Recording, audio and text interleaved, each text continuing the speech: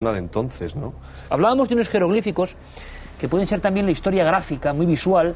Luis los tiene en su ordenador también, lo están ustedes viendo, que muestran otra historia de misterio también.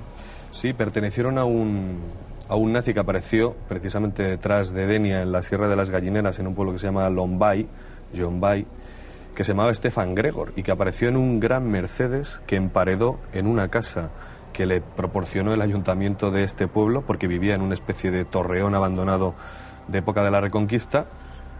Y este hombre enloqueció, porque los vecinos que pudimos entrevistar nos confirmaban que era un hombre hosco, no hablaba con nadie, a veces era muy amable, pero otras veces enloquecía, enfurecía y se ponía a gritar a la gente según pasaban. Y este hombre murió solo en esta casa que hoy día está en ruinas y que nosotros pudimos filmar y que seguramente ahora mismo están viendo los espectadores Iker, y dejó este legado que no ha sabido nadie interpretar. También hay que decir que esta información la dio Interview en ese reportaje que nos ha servido un poco de documentación, que fue publicado en el año 81 y que se hizo con una maestría periodística inigualable. Qué pena que ya no se haga esto tan a menudo. Y aquí están, para quien los puede interpretar, casi representando eso que hablábamos antes, de esa filosofía, esa nueva religión, escrita por una mente, digámoslo así, perturbada, ¿no?